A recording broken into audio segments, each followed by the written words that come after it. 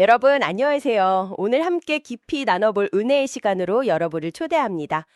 오늘 주일 예배 드리고 나서 참, 여러 가지 생각이 교차하는 그런 하루네요. 네, 맞아요. 그 예배당 나설 때 발걸음이 참 무거우면서도 또 한편으로는 은혜로 꽉 찬 느낌이 들더라고요. 저도 딱 그랬어요. 보통 우리가 병원 가서 MRI를 찍으면 내 몸속 아주 깊은 곳, 막 겉으로는 전혀 보이지 않던 질병이 화면에 고스란히 드러나잖아요. 그렇죠. 숨길 수가 없죠. 오늘 말씀에서는 하나님께서 예레미야 17장 본문을 바탕으로 유다 백성들의 마음속을 마치 영적 MRI로 찍어내듯이 아주 적나라하게 보여주셨습니다. 오늘 우리가 함께 나눌 설교 제목이 사막의 소금 땅에서 영원한 도성으로였잖아요. 네, 아주 묵직한 제목이었죠. 겉보기엔 성전 문턱을 열심히 밟으면서 신앙생활을 아주 잘하는 것 같았던 유다에게 도대체 어떤 치명적인 영적 질병이 숨어 있었던 걸까요? 오늘 목사님 말씀 중에 특히 제 마음에 콕 박힌 구절들이 참 많았는데요. 아마 오늘 예배 참석하신 많은 분들이 비슷하게 느끼셨을 겁니다. 그러니까요. 과연 유다의 치명적인 영적 질병은 무엇이었으며 하나님께서 제시하신 뜻밖의 처방전은 무엇이었는지, 그리고 우리가 한 주간 어떤 묵상으로 살아가야 할지 정리해보는 것이 오늘 우리의 목표입니다. 자, 그럼 이 말씀을 본격적으로 풀어볼까요? 네, 좋습니다. 오늘 그 진단의 첫 장면부터가 사실 우리의 숨을 턱 막히게 했어요. 당시 유다 백성들은 스스로를 꽤 괜찮은 신앙인이라고 여겼을 겁니다. 눈앞에 그 웅장한 솔로몬 성전이 버티고 있었으니까요. 맞아요. 절기마다 빼놓지 않고 제사를 드렸고 종교적인 시스템이 아주 잘 돌아가고 있는 것처럼 보였기 때문에 멸망이나 심판 같은 단어는 완전 남의 이야기로 치부했을 거거든요. 착각도 그런 착각이 없네요. 하지만 하나님의 시선은 그들의 화려한 겉모습이 아니라 가장 깊은 내면, 즉 마음판과 재단 뿔을 향해 있었습니다. 그 마음판에 죄가 새겨져 있다고 하셨는데 보통 펜도 아니고 그 다이아몬드, 철연필, 금강석 끝필로 기록하셨다는 대목이 저는 참 오랫동안 잔상에 남더라고요. 굉장히 무서운 표현이죠. 네, 연필로 쓴 글씨는 지우개로 쓱 지우면 그만이지만 세상에서 가장 단단한 광물인 다이아몬드로 새겼다는 건 도저히 사람의 힘으로는 지워낼 수 없을 만큼 죄악이 아주 뼛속 깊이 각인되어 있다는 뜻으로 들렸습니다. 그만큼 그들의 마음이 돌처럼 굳어지고 완악해졌다는 뼈아픈 진단입니다. 원래 하나님의 백성이라면 그 마음판에 레위기 말씀이나 하나님의 율법이 부드럽게 새겨져 있어야 마땅하잖아요. 그렇죠. 부드러운 마음이어야죠. 그런데 오히려 그 거룩해야 할 자리에 온갖 세속적인 욕망이랑 우상 숭배가 지워지지 않게 빽빽이 긁혀 있었던 겁니다. 더 충격적인 모순은 그 무서운 죄가 마음판을 넘어 성전의 제단 뿔에까지 새겨져 있었다는 사실이에요. 제단 뿔이요. 네, 성막 번제단 모서리에 있는 제단 뿔이 원래 어떤 목적으로 쓰이는 곳인지 한번 떠올려 보시죠. 거기가 제사장이 그 속죄 제물에 피를 발라서 죄를 씻어내는 성전 안에서도 가장 거룩하고 은혜가 넘쳐야 할 장소가 아닌가요? 생명을 살리고 죄를 용서받는 구원의 상징이잖아요. 아주 중요한 포인트입니다. 죄를 씻어내야 할 가장 거룩한 속죄의 장소에 오히려 유다의 죄악이 다이아몬드 철필로 아주 깊게 파여 있다는 거예요. 진짜 끔찍한 모순이네요. 이것은 그들의 예배와 제사가 완전히 오염되고 타락했다는 것을 의미합니다.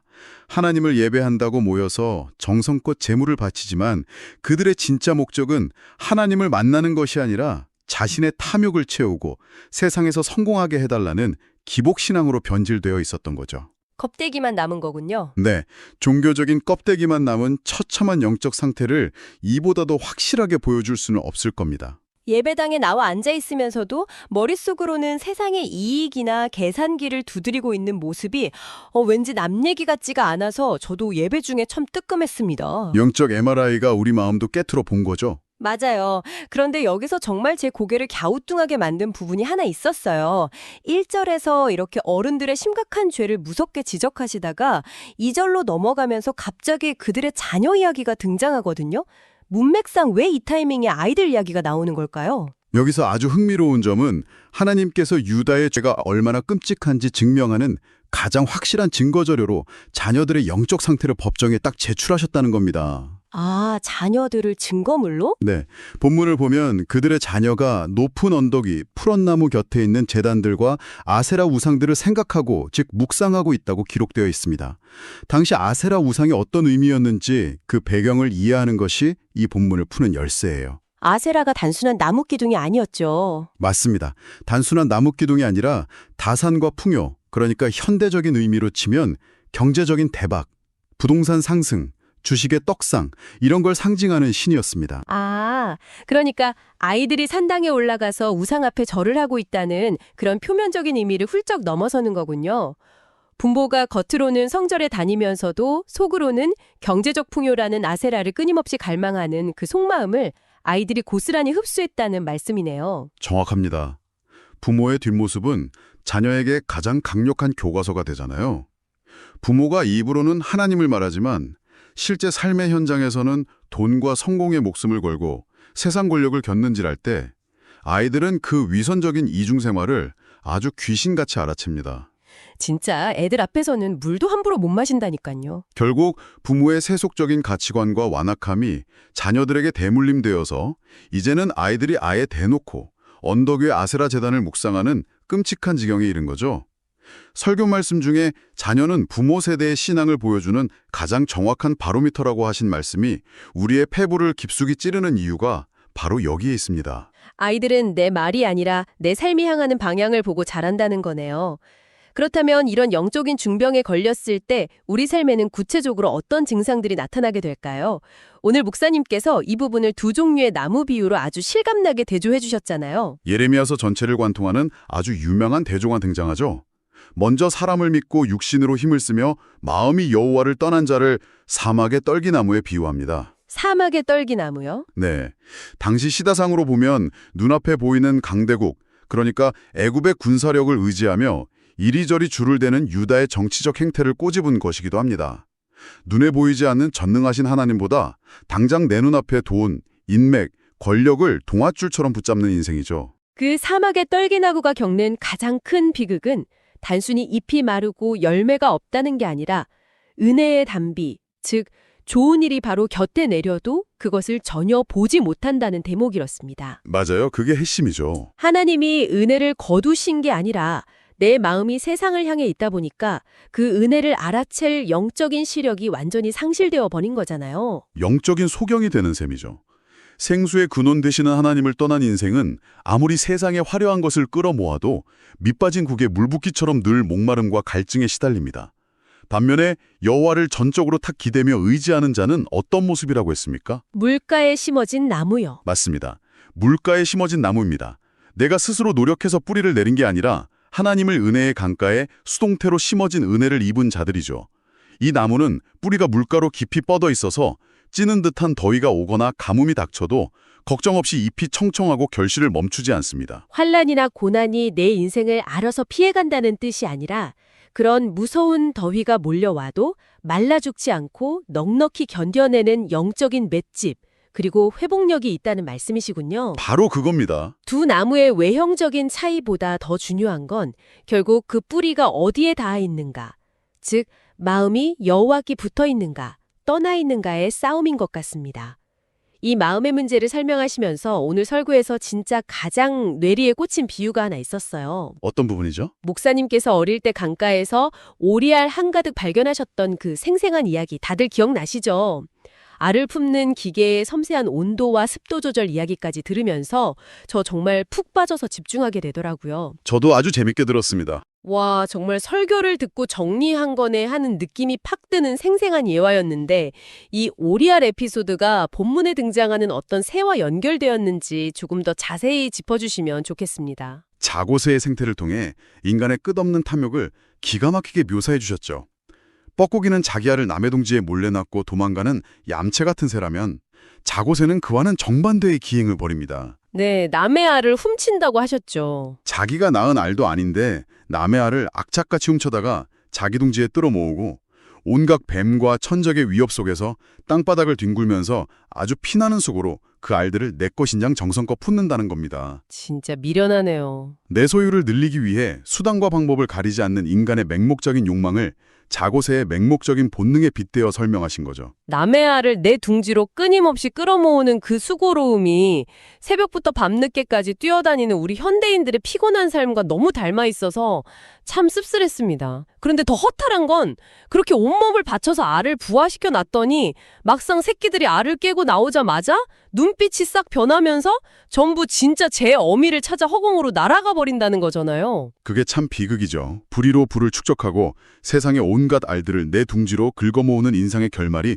얼마나 허무한지 이보다 더 적나라하게 보여줄 수 있을까요? 이것을 조금 더 큰 관점에서 연결해보면요.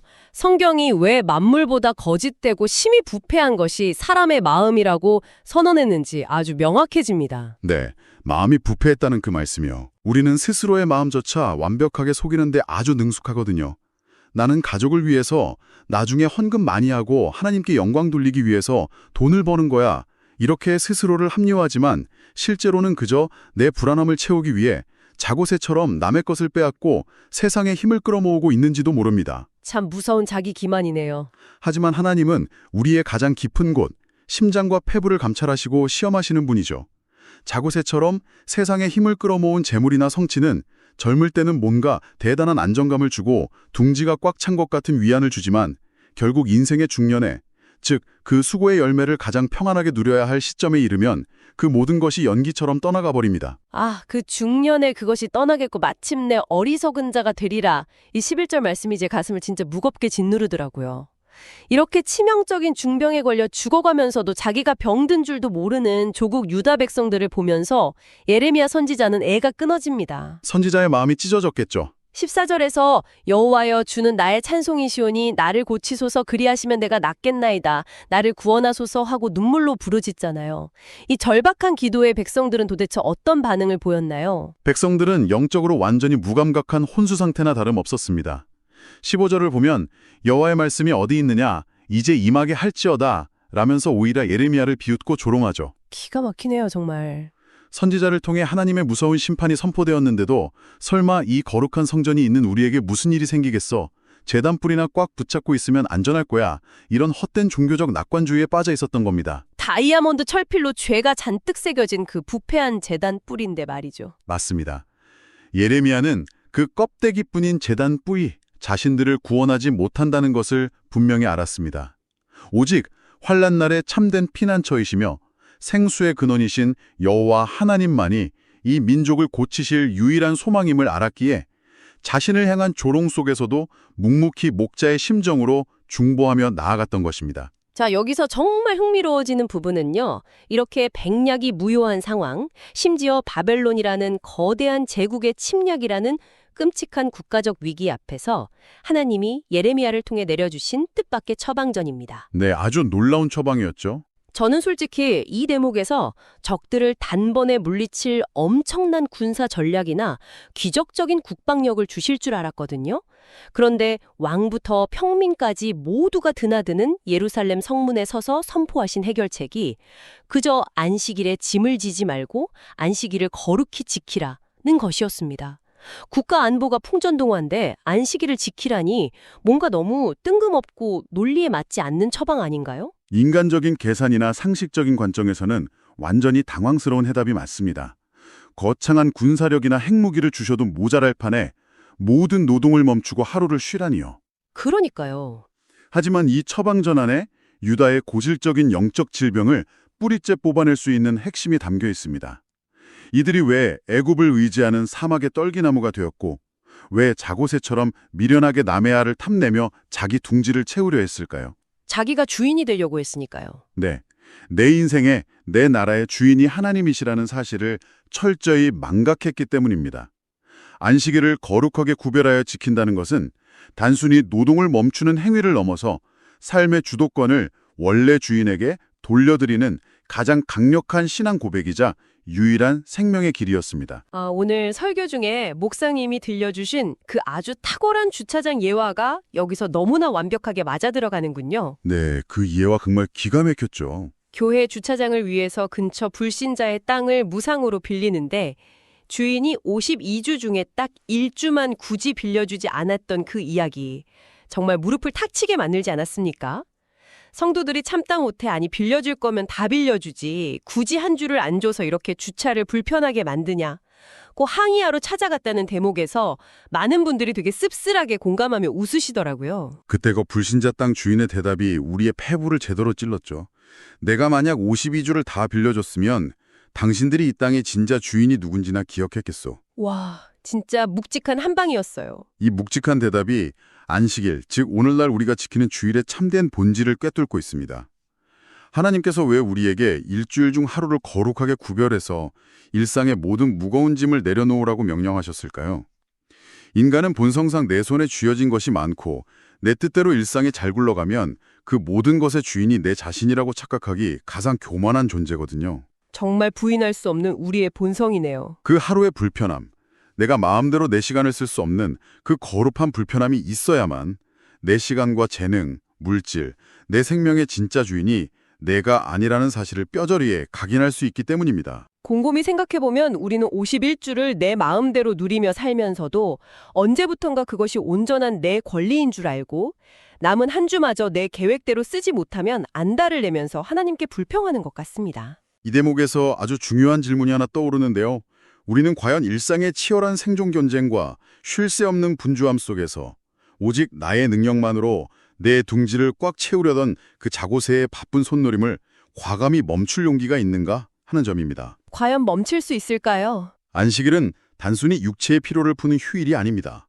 내가 내 힘으로 내 인생을 온전히 책임지려던 그 무거운 짐을 십자가 앞에 내려놓고 내 인생의 공급자는 하나님이십니다. 하나님만이 내 삶의 진정한 주인이십니다. 라는 고백을 내 시간과 결단으로 세상 앞에 증명해내는 영적 전통인 것이죠. 그래서 이 모든 것이 우리에게 어떤 의미가 있을까요? 하나님은 유다 백성들에게 두 가지 엇갈린 미래를 분명히 약속하셨습니다. 안식일을 지키며 주권을 임정할 때 다윗의 왕위에 앉은 왕들이 개선하며 들어오는 영원한 도성이 될 것이라는 약속을 주셨죠. 반대로 불순종하면 성문에 꺼지지 않는 불이 놓일 것이라는 경고도 균형 있게 전달해 주셨습니다. 이 약속과 경고는 오늘날 우리 가정과 교회에도 동일한 무게로 다가옵니다.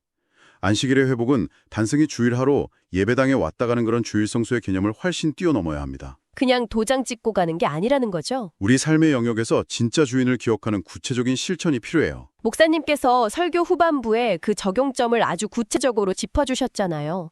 명절이나 주말에 가족들이 그저 모여 노는데 그치지 않고 지난 시간 동안의 감사 제목과 기도 제목을 나누며 물가에 심어진 나무처럼 믿음의 뿌리를 뻗어나가는 가정의 모습을 독려하셨던 게 참 인상 깊었습니다. 바로 그 예배의 순간이 우리 가정이 사막의 메마른 떨기나무에서 벗어나 은혜의 강가로 뿌리를 뻗어나가는 전환점이 될 것입니다. 자녀들이 부모의 어떤 모습을 묵상하며 자랄 것인지 깊이 고민해야 한다는 그 도전이 참 묵직했죠. 맞아요. 우리 자녀들도 부모의 등을 바라보면서 세상의 허무한 날들을 묵상하는 대신에 살아계신 하나님을 묵상하며 자라야 할 텐데요. 우리가 안식일의 참된 의미를 회복하고 삶의 주도권을 온전히 하나님께 내어드릴 때 그런 든든한 믿음의 세대가 일어날 줄 믿습니다. 내 자녀가 과연 내 뒷모습을 보며 무엇을 묵상하며 자라고 있는지 오늘 돌아가는 길에 깊이 성찰해 보게 됩니다. 다이아몬드 철필로 새겨질 만큼 완악했던 우리 죄를 포기하지 않으시고 주의를 통해 내 삶의 운전대를 다시 하나님께 맡겨드릴 수 있는 기회를 주셨다는 사실이 너무나 큰 은혜로 다가오네요.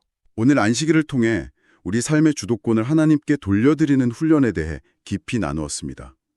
그렇다면 주일이 지난 내일 여러분의 평범한 일터와 가정 속에서 내가 꽉 쥐고 놓지 못하는 자고새의 알이나 주님께 내어드려야 할 52주째의 그 하루 같은 영역은 구체적으로 무엇일까요? 한번 곰곰이 묵상해 보시면 좋겠습니다. 그 치열한 묵상과 결단이 저와 여러분의 한 주를 완전히 뒤바꾸어 놓을 것이라 확신합니다. 내가 아등바등 쌓아 올린 허무한 둥지보다 내 삶의 진짜 주인이신 하나님 품에 거하는 것이 가장 안전함을 경험하는 복된 한 주 되시기를 기도합니다. 이 말씀을 붙들고 한 주간도 승리하십시오.